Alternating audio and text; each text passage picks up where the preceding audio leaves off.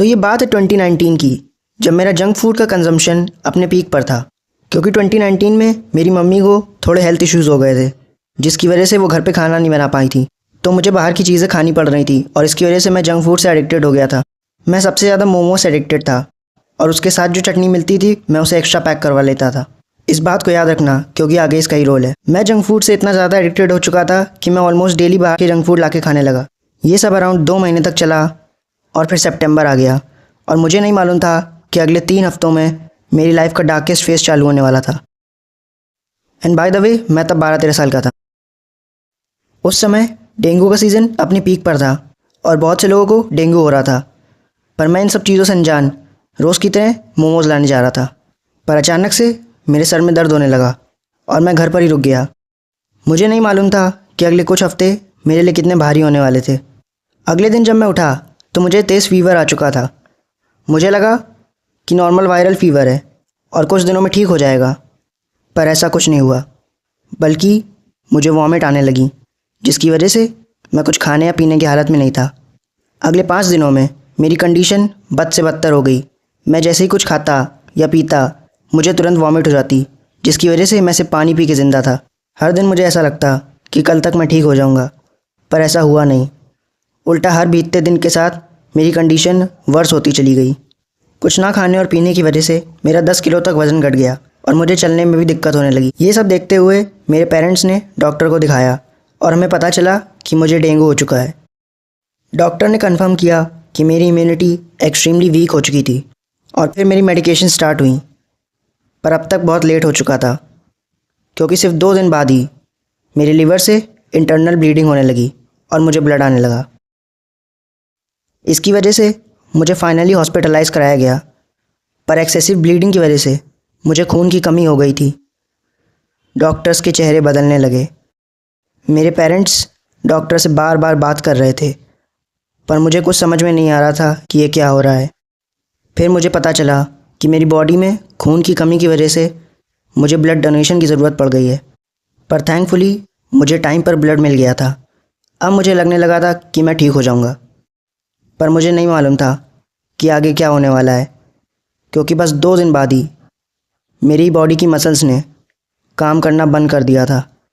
मैं ठीक से बोल भी नहीं पा रहा था, क्योंकि मेरी फेस की मसल्स भी काम करना बंद कर रही थी। अब मुझे पहली बार ऐसा लग रहा था कि शायद मैं बचूंगा नहीं। मैंने अपनी मम्मी की तरफ देखा और पूछा, मम्मी क्या मैं मर जाऊंगा? और वो रो पड़ी। पर नर्स ने फिर से मुझे रेस्ट करने के लिए कहा। मेरी मसल फेलियर को देखते हुए डॉक्टर्स ने मुझे कोई ऐसा इंजेक्शन दिया जिसकी वजह से मैं अगले 36 घंटों तक सोता रहा और मुझे ऐसा लग रहा था कि मैं मर गया। तुम इसे कोई ड्रीम कहो या इल्यूजन, पर मुझे एक अजीब इंसान दिखने लगा जो मेरी तरफ देखकर इधर उधर टहल रहा था और वो बार बार घड़ी की तरफ देख रहा था। पर यह सब देखने के बाद भी मुझे कोई दुख या दर्द फील नहीं हो रहा था। सच कहूँ तो मुझे कुछ भी फील नहीं हो रहा था। पर फाइनली जब मैं उठा तो 2 दिन बीत चुके थे। पर इस बार जब मैं उठा तो मेरी कंडीशन पहले से बेटर थी और आने वाले कुछ दिनों में वो और बेहतर होती गई। इसे देखते हुए डॉक्टर्स ने मुझे हॉस्पिटल से डिस्चार्ज कर दिया, पर मुझे पूरी तरह रिकवर होने में 1 महीना और लग गया, क्योंकि मेरी बॉडी एक्सट्रीमली वीक हो चुकी थी और मेरा काफ़ी वेट घट गया था। पर जब मैं फाइनली पूरी तरीके से ठीक हो गया तो मैंने ये डिसीज़न लिया कि मैं कभी अपने साथ दोबारा ऐसा नहीं होने दूंगा और कभी मोमोज़ और उसकी चटनी जैसे दोबारा कभी भी बाहर का जंक फूड नहीं खाऊंगा, क्योंकि उसी चटनी की वजह से मेरे लीवर से इंटरनल ब्लीडिंग हुई और मेरी इम्यूनिटी बिल्कुल ख़त्म हो चुकी थी, जिसकी वजह से मुझे डेंगू का इतना सेवियर इन्फेक्शन हुआ और मैं ऑलमोस्ट मरते मरते बचा।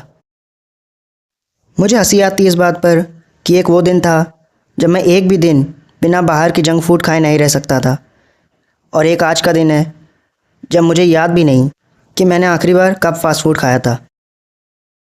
तो finally my only request to you is please learn from my story and don't make the same mistake as me and please stop consuming this shitty things, खासकर इंडिया जैसे देश में जहाँ पर हाइजीन जैसी चीज़ एग्जिस्ट नहीं करती। और ये बच्चों के लिए तो और भी ज़्यादा खतरनाक है, क्योंकि वो अभी तक पूरी तरीके से डेवलप भी नहीं हुए हैं।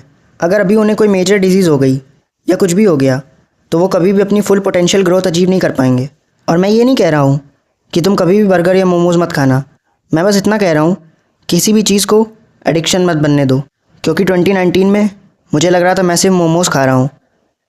मुझे नहीं पता था कि अगले कुछ हफ्तों में मैं हॉस्पिटल के बेड पे पड़ा हूँगा, ब्लड चढ़ रहा होगा और मैं अपनी मम्मी से पूछ रहा हूँगा, मम्मी क्या मैं मर जाऊँगा। So that's it for the video.